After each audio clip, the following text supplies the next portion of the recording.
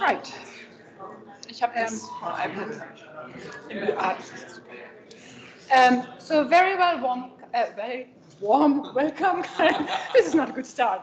My name is Gisela Holfter. I'm the director of the Center for Irish German Studies, and it is my great pleasure to introduce both our president of the University of Limerick, Professor Kerstin Mey, and today's guest speaker, John Gormley, who I think everyone here knows, and we are all looking forward to his talk that will be introduced by our president. And I would like to especially welcome our online guests and very much our students here present and colleagues, of course, as well.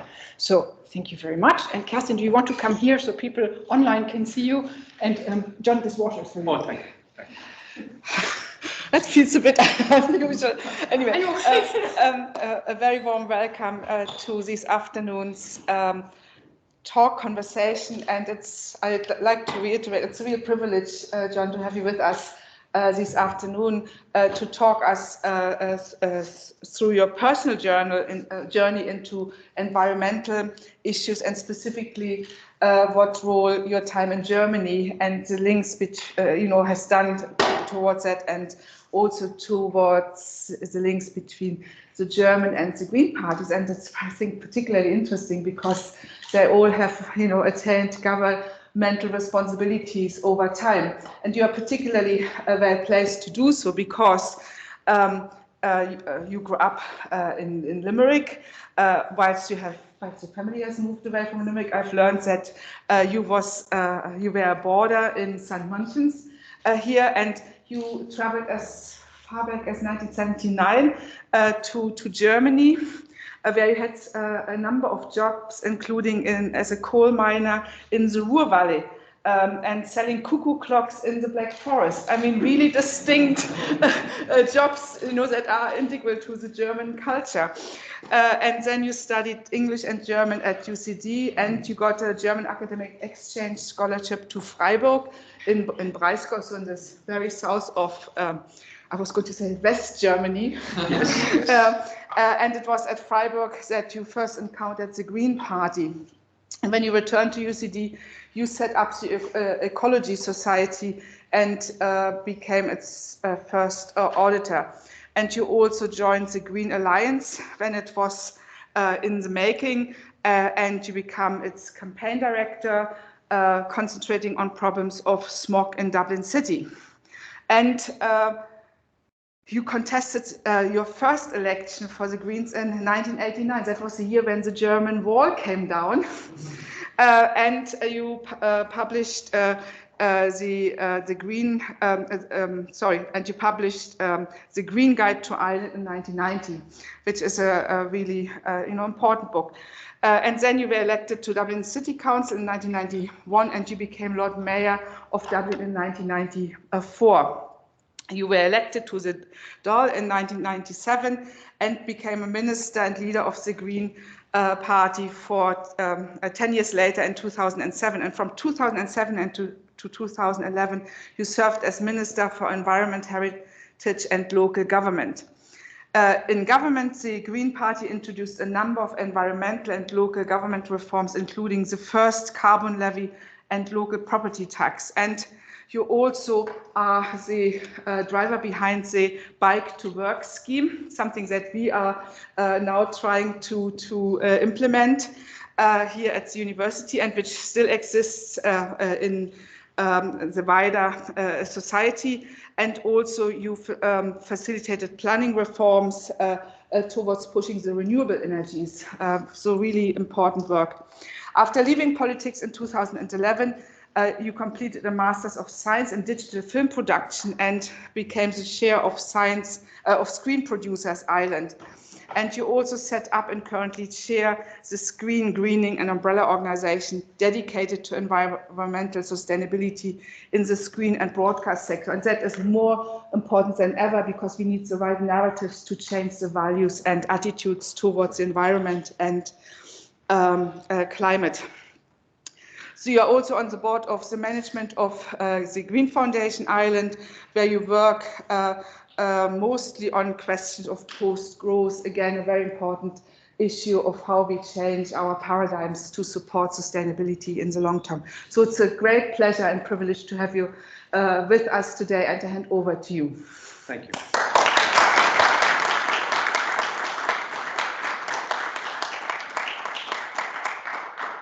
Well, thank you, Kerstin and Gisela.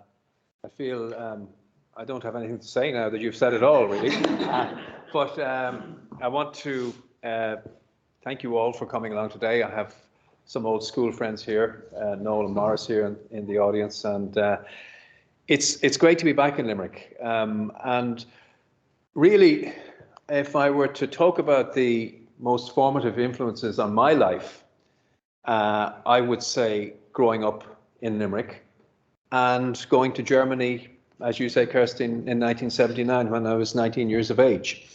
Undoubtedly, they have, formed me as a human being and as a politician, as a campaigner. And I grew up. I was born in Dublin, but then we moved here to Limerick. Moved to Clare, actually. We passed the old house there in Clare. It's near Ardnacrusha, and hasn't changed. It's exactly, God, it's just uncanny just how same thing, same yellow wall, black corrugated iron gate, and that's like so many years, 60 years later. But we then moved. We moved to Thomond Gate, moved then to Corbally, and I think it was in Corbally where I live, just down here in what's known as the Irish Estates. I'm sure you know those houses there, the flat roof houses. And that had a huge influence on me, on my thinking, because we grew up on the river, this river here. And I would, in summertime, we would swim in that river every single day. Now, you might find it hard to believe, but this is true. Like, on a hot day in Limerick, the Shannon Fields you'd have thousands of people there. And there were three swimming areas down there. You had what's known as the Lagoon, then you had Table Rock, and then you also had this place called Sandy Cove. And opposite that, there's an island there. You might know this island in the middle of the river we used to call it Monkey Island. And so we got so familiar with nature. Like we would, in those days, parents were a lot less protective. The most important thing was that you weren't in the house. Just get out of the house and don't come back until very late at night. Just have your meals and then go again. So I spent all my time. We had a little rowboat, and I would row as a 12-year-old, 11-year-old. I would row all the way up here, past this point here, and no life jacket, nothing. But that's the way it was. And that river, I have to tell you, was, in terms of biodiversity, was amazing. That river had everything. In terms of fish, I remember we had perch, bream, pike, salmon, eels. You would look down from Adlunkard Bridge, and you'd look down all the way down, and just see eels down there. And you imagine the journey that they had to go through the Zaragoza Sea to come all the way here. But it has to be said that that river is not in a great state now. That river, people, I don't know how many people swim in that river, but I would imagine, well, fantastic, Kerstin swims in the river, fantastic. Well, I think fair play to you. But there was Duncan Stewart, who's a good friend of mine, who did EcoEye. His last program was on the quality of water in our rivers and streams, which has, over the years, declined rapidly. And what Duncan was saying in that last program was, look, we've invested more than ever in our rivers and streams. We have more legislation than ever before. And yet water quality from the 1970s has just gone way, way down to a point now where it's in a very, very poor condition. That's just the reality. And we have to ask ourselves, why is that? And I think perhaps that there could be a clue when we look at what happened in Germany. Now, think back to 1979. Now, some of you here are very young people in this audience, and I'll have to explain to you what 1979 in Ireland was like. Because in 1979 in Ireland, we, compared to Germany, right, we didn't have good quality wine. I mean, the only wine that we had in this country was Liebfraumilch, right, which is the worst type of wine you can imagine. I mean, the Germans must have had a laugh sending us this stuff. It's just sweet water, basically. But it was obviously some alcohol in it as well. We didn't really have proper coffee. I mean, we had back in Ireland, if you were relatively wealthy, you could afford to go into Beauty's Coffee and get real coffee, the real coffee. But most people had instant coffee, or worse still, we used to have a thing called coffee made out of chicory called Iro coffee. That was here in Ireland in the 60s and 70s. And the one thing we didn't have either, and we have too many of them now, is motorways. But no motorways in this country. I remember, because I used to come down, because I ended up being a boarder in Munchins, because my family moved back up towards North Dublin. And we used to hitchhike, again, no parental control whatsoever. We used to actually hitchhike as 14-year-olds down from there. And we'd be on a place called the Nace Dual Carriageway, right? That was, and people would ask me, did you actually see the Nace Dual Carriageway? Because this was, we had no motorways, but this was such an amazing road. And I used to think as a young fella that it was the dual carriageway, because it was Jewel, that it was a jewel, that it was so amazing as a road. So we had nothing, in terms of, compared to Germany. Because when I went to Germany in 1979, I remember landing, and I went there, and it was a crazy notion just to get up and go. I'd heard from a friend, a school friend, who said, no one can earn any money here, but if you want to go to college, which was an aspiration of mine, go to Germany, and you can earn a fortune there. So I did. And I just went there, saved up enough money, getting out of Ireland on an aeroplane in those days cost a fortune, got on the plane without any plan, no job, nothing. And I went there. And then the worst thing of all that could happen, when I went there, I lost my wallet. I had no money. So I ended up penniless. And I heard that there were jobs going. And to cut a long story short, you mentioned that I was a coal miner. I was. It's not a job I would recommend to anybody. It's unhealthy. It's you breathing in all this stuff. It's just awful. It's dangerous. I was in the deepest pit in the Ruhr Valley, Camp Leanfoot, down 1,000 meters. And but so I was, if you like, in the fossil fuel industry, which is slightly ironic. And then luckily, because Kerstin, you're asking about how influential Germany was very influential, because I was very lucky then, and I got a job. I landed on my feet. I was able to get a job on a building site, and because I could speak very rudimentary German from my school days here in St. Munchins, I was given a job, right, by the foreman there, took a liking to me as a young 19-year-old guy. He says, okay, there were all these English guys on the building site, right? And my job was to take his instructions and translate them into English and tell them basically what to do. And he got a great kick out of this foreman, because he didn't like English people. It was kind of tough. And so he said to me, now that's your job. And he says, the most important thing, he says now, is you go down there and you buy a big crate of beer and you bring it back here, and the two of us will sit and we'll have a chat. That's all and he says, and you're not to do any work. So I said, oh, this is pretty good, I said, so this was it. I was earning a fortune.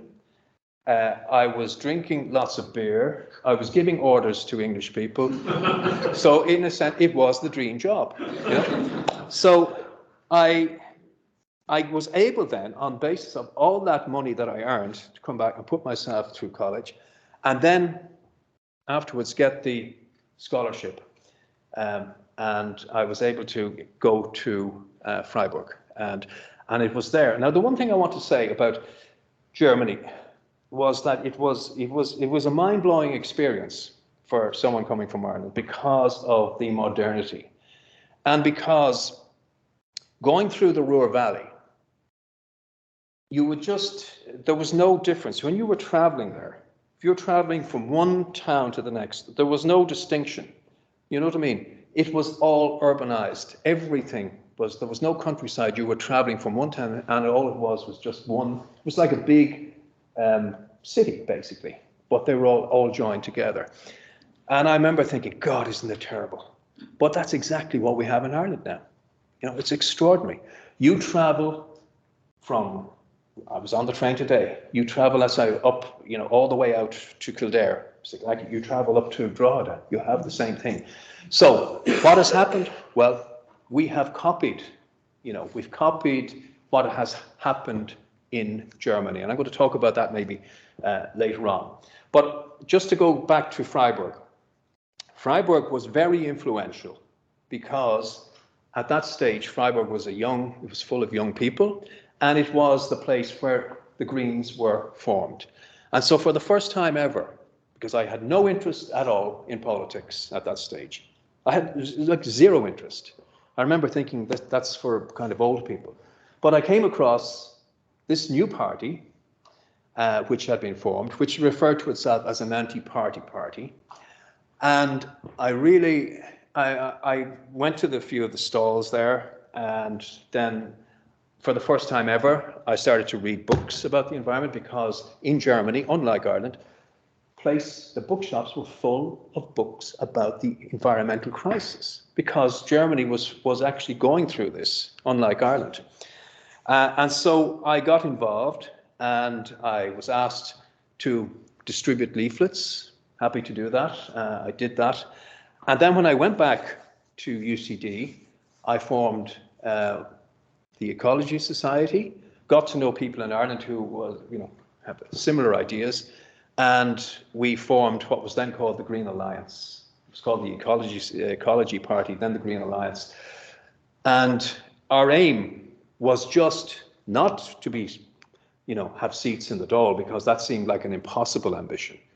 Our aim was simply to influence other parties to take on our policies. And we said we'd stand in elections for that reason. And I myself was interested in campaigning. I had no interest in politics. But as luck would have it, in 1989, Kerstin, you mentioned that election, we had a candidate, very good lady called Maura Mallarney, who was a very brilliant lady. She was getting on in years and said she couldn't do it. Then another lady candidate said she couldn't do it. And so essentially I was third choice, and I stood.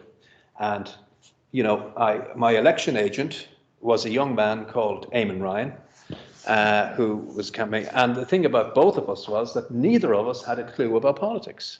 And if we had, and Eamon has said this to me, so many times since then, that if we had any inkling, if we knew anything about politics at that stage, I would have been elected. I would have taken Garret FitzGerald's seat, because I came very close on my first attempt. Came very close on that occasion. And it was, it's a pity, but maybe it was just as well. But because, if you go into politics and you really don't know the ropes, that can be difficult. But what's even more difficult is the vicissitudes of politics, because the next election, I expected well. I did well in that election without doing anything. Next election, I should be able, but of course, the next election, politics is a strange game. Next election in '92, I'd been elected since to County Council. There was a spring tide, and my vote halved, and it was just down. And that was, of all the times in politics, and there are ups and downs, I would say that was the worst, because you had an expectation. Because I certainly thought, well, we're going to do well, but we were almost annihilated. And that can happen. That's just the nature of it, I've always said, and I had a short time teaching politics, and I said, the one thing that you have to understand is the context. Everything has a context. There are changes always, right? For example, in Berlin, just now, we've had a repeat election, because of the, but it's a repeat election, but the results aren't a repeat. The results are always different. It always depends on the time. And that's a major lesson in terms of politics. The times can actually influence you. So the Greens, you're right, I became Lord Mayor back in '94, and it was at that stage in 1995 that I attended for the very first time the Conference of the Parties. You saw yesterday the IPCC report on climate change. The very first Conference of the Parties took place in Berlin in 1995. The chair of the conference was a young politician there called Angela Merkel. And it was great. I was asked to speak at that conference along with the president of the Maldives, right? And we got a tremendous reception. I mean, a tremendous. And I remember distinctly saying at that conference in 1995, we have 10 years to sort this problem out. 10 years. We have a window of 10 years. And the extraordinary thing is that at every conference, they keep saying we have 10 years. Well, it's impossible. You can't have 10 years, 30 years down the line. You know what I mean? It's impossible.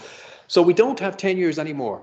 And I think the report yesterday, one of, I said to you that in 1992, that was a real downer. But another downer for me was when I was minister, and we went in with the express aim of doing something about climate change, to go to Copenhagen in 2009, which was supposed to be the breakthrough conference. This is when it was all going to happen.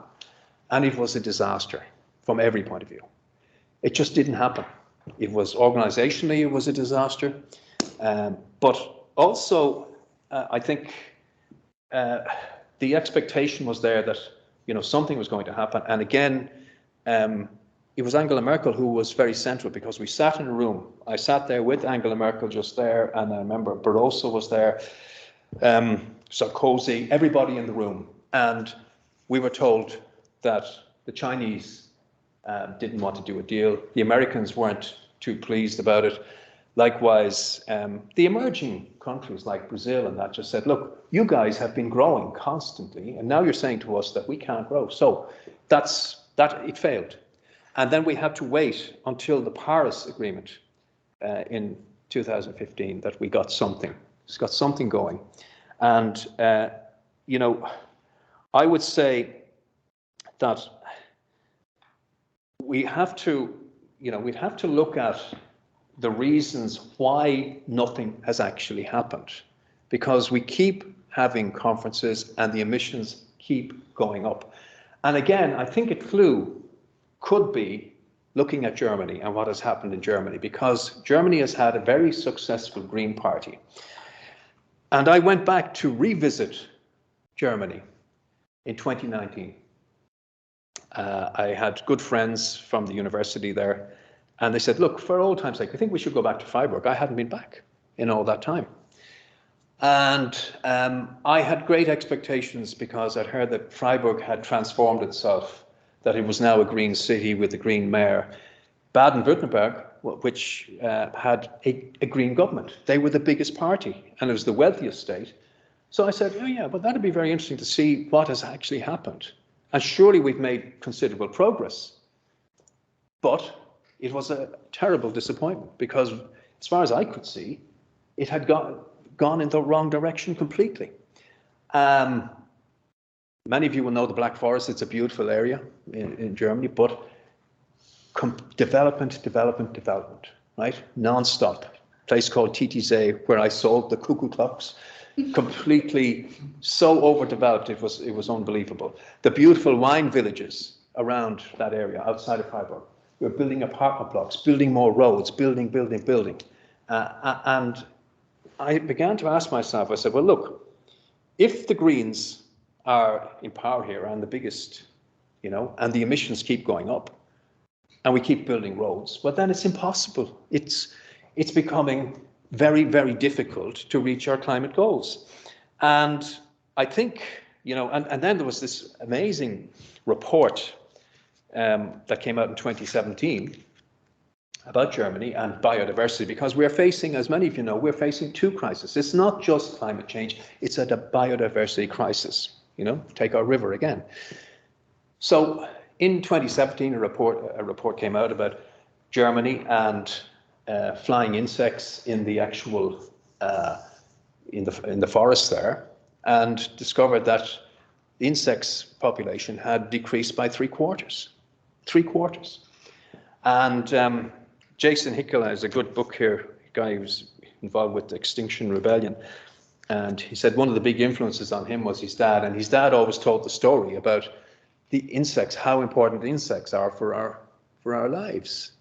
And the great work that they do. We know about the bees, obviously, but there are so many other, applications. And the fact of the matter is that his dad always said to him, if you take all the insects of the world, all the insects, right, and then take all of the mammals and the human beings and you weigh them, the insects are much heavier, right?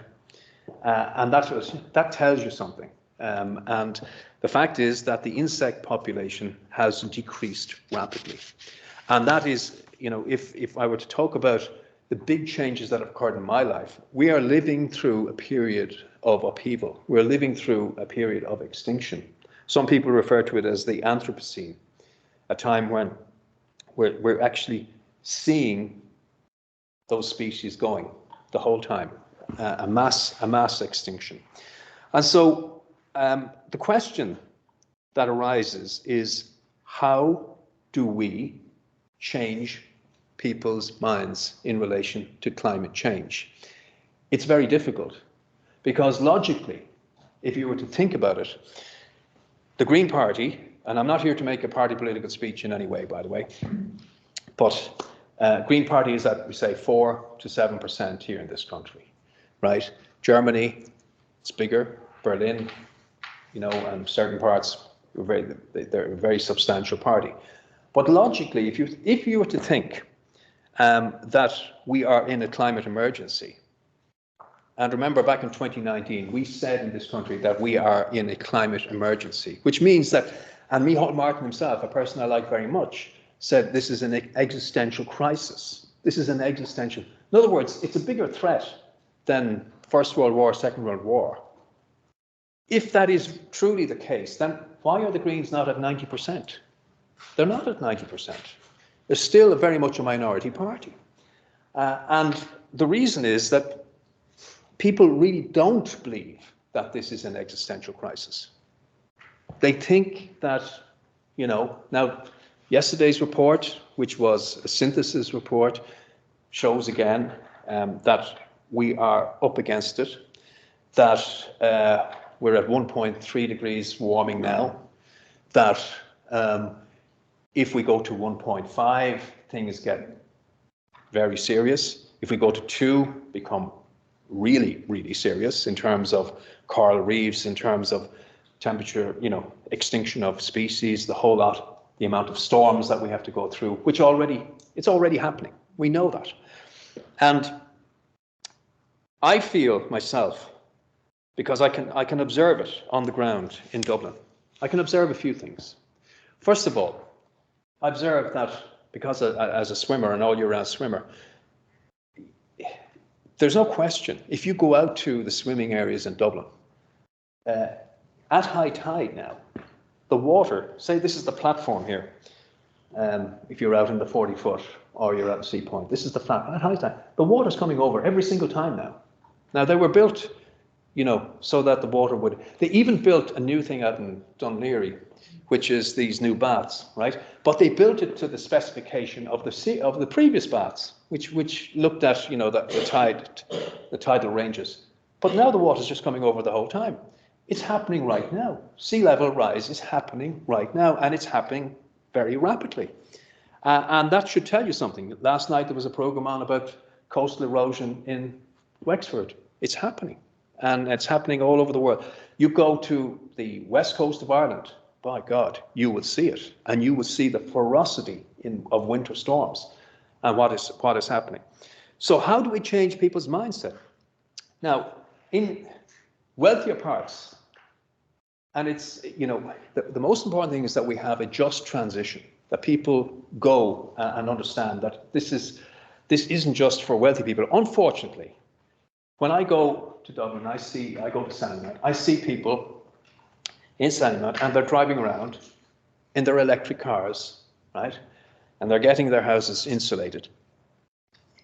And they're feeling very virtuous. They're feeling pretty good about things because they feel that they're doing something about climate change. The problem is that, as you know, Jason Hickel shows that if we switch over, and there's another book I would refer to actually. You don't have to be a German speaker to know what this is. You know, that's Ende des Kapitalismus. You know, that is. She's taking the system to task, because what a lot of people are saying is it's not down to individual action. The program EcoEye was stopped, as you know, the final program, right? But they and Duncan Stewart gave the final program there. But it seems to me, I talked to Duncan about this, and he said, well, you know, what his fear is that we're now going to try and not tell people about what is happening to the, you know, it's down, oh, everybody just recycle a bit more and everything will be fine, right? That's not going to do it. It has to be, if it is an existential crisis, it has to be fundamental change. I mean, real change, and change that's unpalatable. I mean, in Dublin, these people that are driving the electric cars and all the rest, and it's fine, as soon as you say to them, okay, we're taking away, you know, a lane of traffic here, we want to put in a cycleway. Don't want to know. Right? I mean, I still do a little bit of canvassing for the Greens, and there was a by-election, I knocked on a door, a guy came out, and he said, that's that proposal for this cycleway is dreadful. He said, do you realize, he says, that it will take 15 extra minutes to get to the airport, and I do a lot of international travel, right? And the fact is that when it comes down to it, if it is slightly inconvenient, people don't want to do it. And there's no question that a lot of what we have to do will be inconvenient. It's hard to imagine the transformation that is actually required. At the moment, we're telling people, oh, it's going to be easy, but it's not actually going to be easy. I mean, if you think about it in this country, and I mentioned the existential threat, I mentioned First World War, Second World War. In this country, in Second World War, we didn't call it the Second World War, we call it the emergency, right? And what we did was just incredible. Like, there was rationing of food. No cars were allowed out on the roads unless you were a doctor. All the cars were put up on blocks. That's what happened. We had to save, you know, energy. We had to do, and people grew their own vegetables. It was a fundamental shift. But that's not happening now. The idea that has been put forward is you can continue on and we'll make a few changes. We'll switch over to this. Everybody can drive an electric car and it'll be fine. The fact of the matter is, even with electric cars, the amount of embedded carbon to manufacture that car in the very first place is massive. And so it's not the answer. It might have been an answer back in 1995 when I was Lord Mayor and I was asked for the first time to go and test drive an electric car. I did it. I went up to Phoenix Park and I said, yeah, let's do this now. Let's switch over. It never happened. And I should say that one of the big influences on me when I you know, set up the Ecology Society, we had a Green Week, and I managed to get my hands on a film. And it was based on a book. Back in 1972, there was a radical report published, and it was called Limits to Growth, and commissioned by the Club of Rome. And there was a film that accompanied that, and I saw that film, but it was about 10 years later, about 1982. And it was one of those moments I said, yeah, that's absolutely true. You cannot have infinite economic growth on a finite planet. I mean, that's incontrovertible, I think.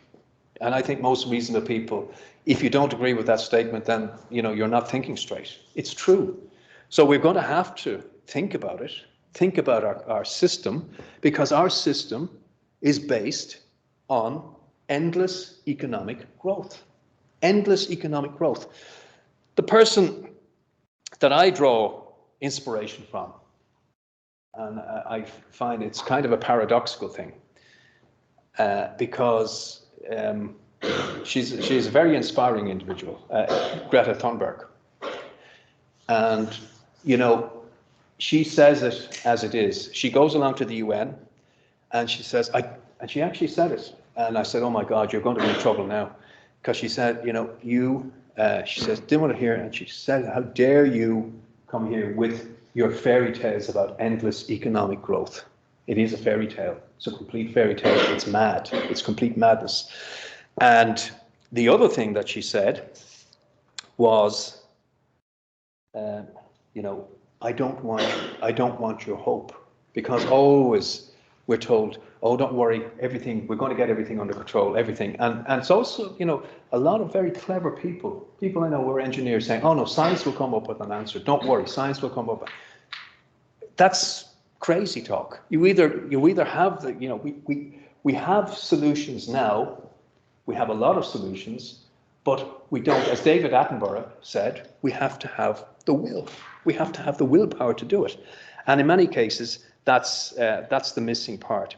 So in this, I mean, it's in academia, if I could just, because we're in the university setting, the current thinking in a lot of, because I know a lot of the guys who are in the various faculties dealing with climate change, among academics, the current thinking about the whole question of climate communication is the softly approach.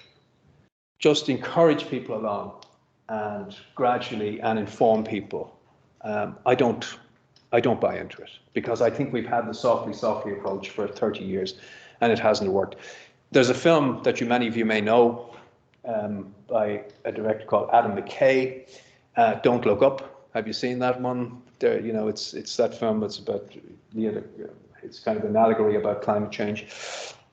But Adam McKay makes the point. He said, you know, a fire alarm makes a racket. It makes that noise for a very, you know, important purpose. It's to scare people, wake people up. He says, you know, the idea that you would make the fire alarm into a Brahms symphony is madness. It's there to wake people up. And I believe that we've got to say to people, yes, the solutions are there, but we've got to do something about it. This system that we're all part of, which is very difficult, and we see how difficult it is because even the Greens, with a majority in the richest state in Germany, can't reduce their emissions. Why? Because the system is in place. And that system means we have to keep growing constantly. And that's just growing means that you're going to have to keep building. And that's what's happening. So I would say, in conclusion, that Germany has certainly opened my eyes to a lot of things, opened my eyes to the complexity and to the overwhelming task that we now face. And I'm hoping still that despite all of those difficulties, because it is about optimism, there's a thing called the Stockdale paradox, you know, and it was an admiral in the US Army who coined that phrase, and that is that you have to face, you know, the brutality of the facts, but still have the, you know, the belief that you can prevail in the end. But the first part of it is that you have to face up to the facts. Now, it was named after him because he was captured in Vietnam and he got out and he was put into the Hotel Hanoi, you know, stayed in the water. But he got out and he kept his sanity. And they asked him afterwards, well, who were the people that didn't get out? Who were the people that died? He says, that's easy. He says, the optimists. He says, they went, because they kept on thinking, oh, I'll be out by Easter, I'll be out by thing, I'll be gone. He said, it never happened. But you have to confront the reality. That's the first thing. So I would say, in terms of communication, confront the reality, do the radical politics, and I'm hoping that together with Germany, you know, that this country can lead the way. And thank you again for your invitation. Thank you.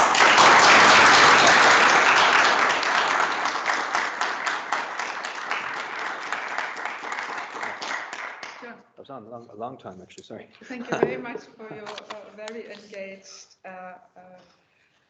talk through your own experiences of coming to the green issues, to an understanding of the environmental challenges. And as you say, they are multifold. It's not just the climate change, it's biodiversity. It's living well beyond our resources that we have. So I would like to open up to the audience here. Do you have any questions or observations that you would like to share with John?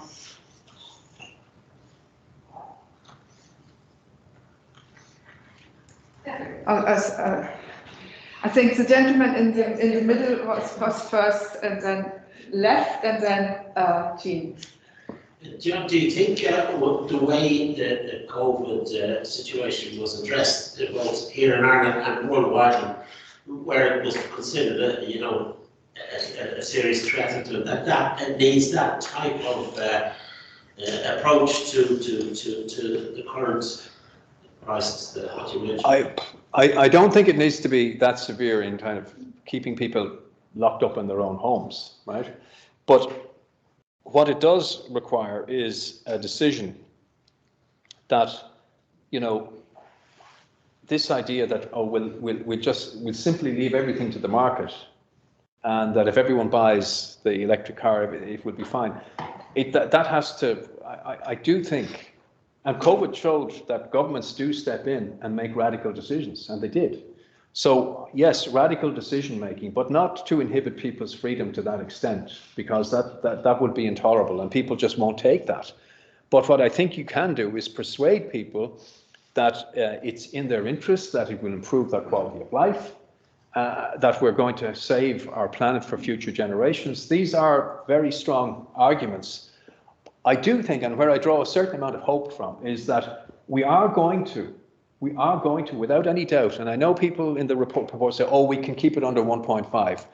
We're going to, the scientists tell us that we have a 99% chance of exceeding 1.5 degrees, on the current trajectory. Even in this country, like, we are building data centers. It's going to be 30% of our energy requirements pretty soon. Like, that's crazy, So we are going to exceed.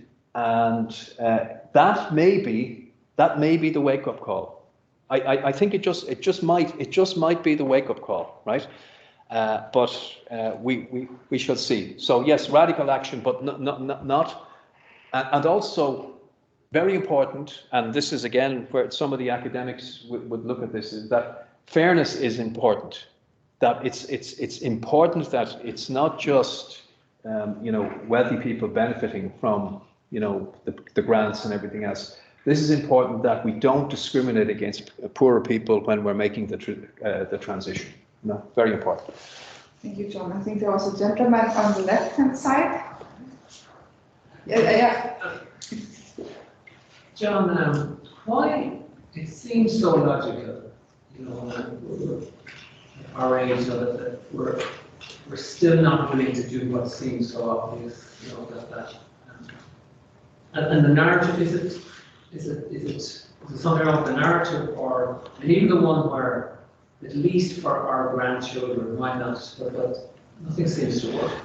Well, there are various theories about this, and why that as a species that we're not able to act because the danger isn't apparent. Isn't that it's how we're wired as human beings. Like carbon dioxide is a odorless, invisible gas, right? I remember actually when you mentioned this book I did when I was in my 20s. It was called The Green Guide to Ireland, and I was on with Gay Byrne on his show, and I remember saying that distinctly. I said, we're talking about. And this is back now, it wasn't 1990. I'm saying this is a gas that you don't see, but it's causing. Now, if we could see it, and if we could if it was like pollution, but it's not. It's just out there. It's in the air, and it's causing this. It's very hard for human beings to understand that, to grasp that concept. And every one of us, we're by nature, we just want to get on. We're very busy. We're trying to raise families. Ironically, you mentioned the grandchildren, but that's because of that busyness that we don't have the time. It is up to leaders to say, guys, you know what, this is a very, very serious problem. We've got to do something about it. But the narrative is, the problem is as well, is that we've squandered a lot of time. Because one of the things that I felt bad about, and I'll be frank about this, was that when we were in government, we left government, and as soon as we left government, our national broadcaster got rid of their environment correspondent, Paul Cunningham, who was brilliant. And then we were left then for years with that environment correspondent. And then eventually they put in a kind of an environment who was environment and agriculture. Well, I'm sorry, but that is sort of a contradiction in terms. Like, I mean, agriculture is responsible not just for the nitrogen that's going into our rivers, but also for a lot of the methane going up there, which is a very strong greenhouse gas. So the difficulty is that so much of what we do, so much of our prosperity, as we see it, is actually connected to these polluting activities. And so that's you always see that as soon as changes are suggested, the farmers are up in arms. They say, oh, this is terrible. You can't do this, you can't do that.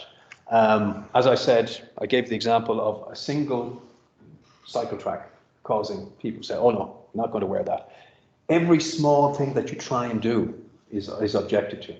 So that's it, and that's human beings, I'm afraid, you know.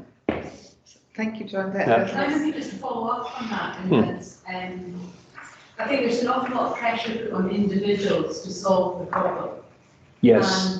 And, so we're all told to recycle more. I'm sure everybody in the room recycles. And then you discover that you carefully, alles getrennt. And then you discover it's all put together once it's uplifted, and so on. Yeah. Those types of issues.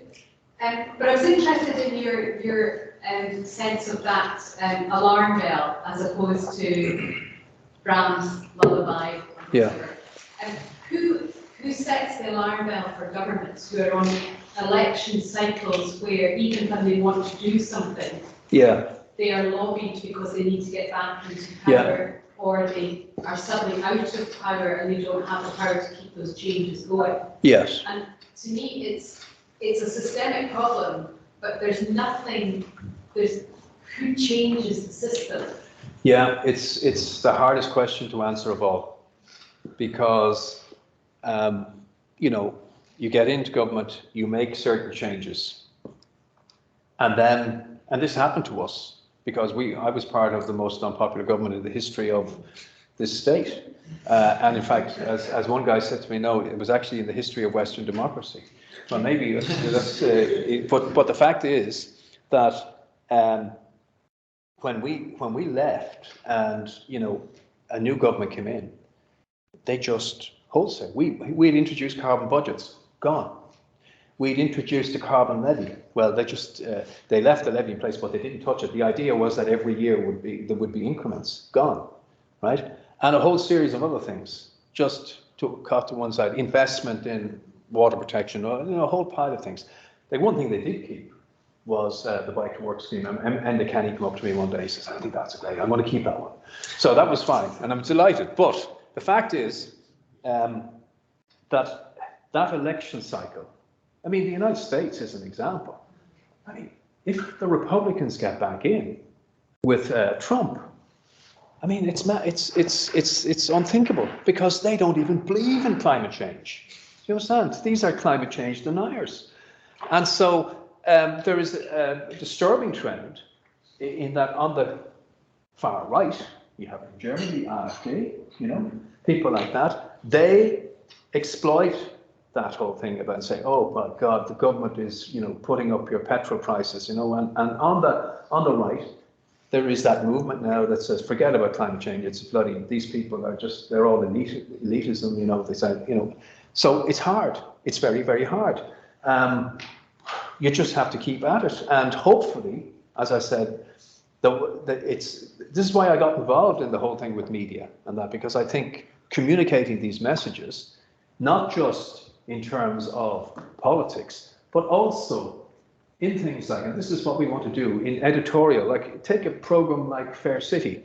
Why can't we have a storyline about climate change, about cycleway, and what they and have a thing? That's how they change people's attitude in, say, in relation to, you know, gay marriage or something like that. People have to be changed because a change did occur. A change did occur, right? And people that previously frowned on it came around, and maybe the same thing can happen in relation to climate change. I certainly hope so.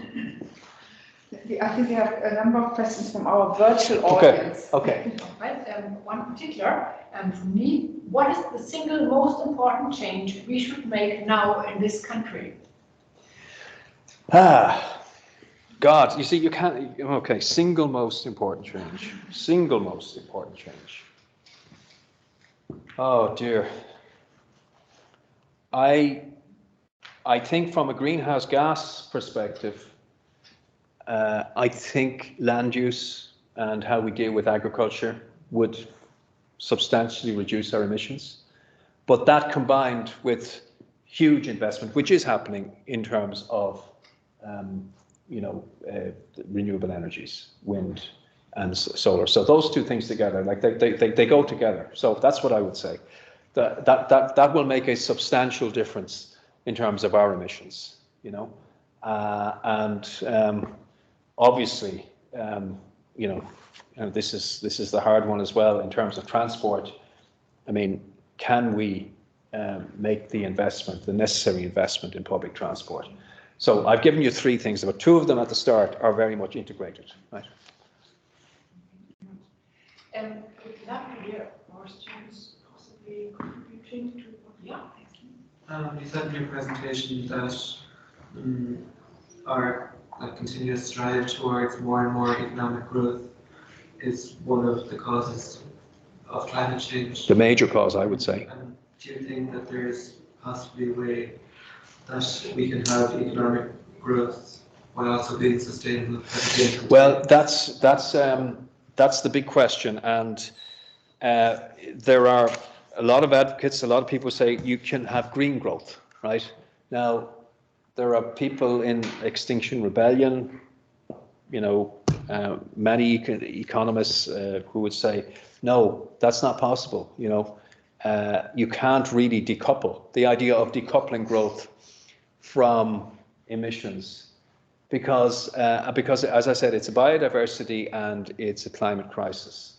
So, you know, again, to use the example of Germany in terms of, you know, your land use, you want to limit, I've seen that latest policy, your land use to 30 hectares per day. In other words, that's what you want to limit it by, right? That's very ambitious. I mean, like if in Ireland, like it's nothing like that. We're just building all over the place. But Germany is full up, and yet you're still building. You're not going to reach those targets because, again, the engine of growth means that you just have to keep building, building, building. And every time you build, right, you look there, you look out there, you have your grass, but you pour concrete on that, your 30 hectares, right? What have you done? Well, you've killed off a lot of biodiversity, but also, and you saw that in Germany with the floods, you've concreted over, the land can't absorb that water, right? And so we're dealing with adaptation, which is to adapt to the climate crisis, but also to reduce emissions and to stop biodiversity loss. It's very hard to square the circle because once you have to grow, and you see, it's not just the growth. I mean, it's like this. China at the moment, I mean, you've seen the figures for China, the amount of cement, the amount of energy they use, the amount of coal they use, phenomenal. More than any other country in the history of our planet, right? Because they're growing. At their People's Congress there, they announced that they're going to continue to grow at much reduced rates, which is a matter of concern, about 5%, which is still huge. But the problem with growth is that once you begin to dip below 3%, 2%, but even if you go, then you're in trouble. But even if you grow at a modest rate, say you grow at 3% annually, right? Within 23 years, you have doubled the size of your economy. It's massive. And so you have to think about what are the consequences there for land use? What are the consequences there for emissions? And there are many people who will tell you that this idea of green growth and decoupling, it won't happen. And I've seen it. I give you the example of Baden-Württemberg, the richest state in Germany, where the Greens are in power. They haven't been able to do it, right? So I think a rethink, and the rethink will happen. The big rethink, I hope, will happen when we breach 1.5 degrees, when people will say, oh my God, what is going to happen here? But you know, this has been on the cards for so long. When I was Lord Mayor, I got an insurance company. Sorry, I keep talking. I will stop now in a second. Because that it was the Sun Alliance, and they did this report. And the you can't go wrong when you look at it. Insurance companies are a bit like bookies. They don't get it wrong too often, right? And so they did a report, and they got their best people to look at climate change. Now, this is back in 1995. And they showed what was going to happen, right? And they were doing it for financial reasons. Why? Because they don't want to insure people against storms and everything, because it doesn't pay, right? So we've known this. They've known it at the highest levels, what's coming down the track. But the problem is, all of them are entrenched. And it's very hard, even in this situation, very hard not only to stop when you're on that treadmill, but also it's very hard to tell the truth. Because you saw what was happening there the other day in Switzerland, economic crisis, banks, etc. Every single person that came out, and the same with our economic, and I know all about that, the economic crisis here in Ireland. Everybody coming out and saying, don't worry, no problem, our banks are well capitalized, there's no problem. You can't. Can you imagine if a spokesperson went out and said, oh, Jesus, I don't know. It's looking a bit bad here. The whole thing collapses. You can't. So I think we've got to fundamentally change the system. Yeah, thank you very much. But what it shows is actually it's the narratives that also drive. So if we can change the narrative, and in Greta Thunberg's climate book, Margaret Atwood cites research, and that states that you need 25% of people to really make a change. So if we can change the narratives and the value proposition, then I think as citizens we have an opportunity to impact, because we are in a market economy. If we don't buy certain products, if we look for whether it's products that is being wrapped in plastic and so on and so on. So I think through consumer choice, we have a degree of influence. We may not have an influence on public transport, particularly in an area like here, where you have a lot of rural areas that are not connected.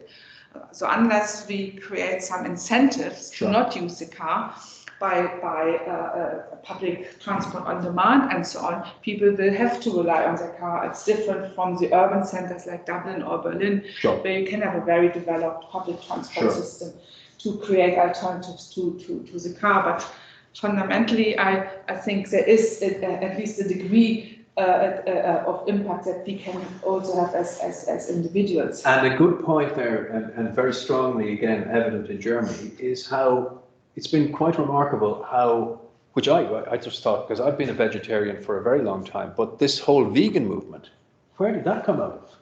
And that has changed. I mean, I never would have thought it was possible. In every supermarket now, there are alternatives to dairy products in terms of, and that came from the grassroots. So yes, you can see that certain things can change, and it has changed.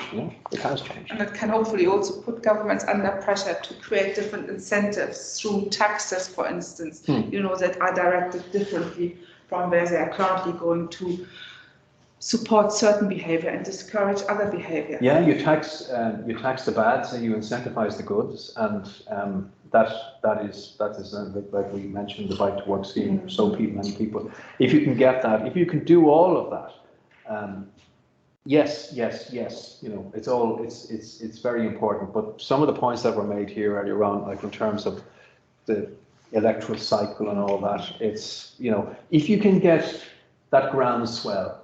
And Greta Thunberg is, as I say, inspirational. Get more and more people out on that thing and put the pressure on the people. And I know put the pressure on the time, because Gisela keeps looking at the watch. Okay. John, thank you so much for a very inspiring talk. And I would say that particularly our students here have a very important role to play as the future leaders, you know, to drive for these changes, to also influence the older generations to take the actions that are necessary to prevent those. So thank you so much for engaging with us. Okay.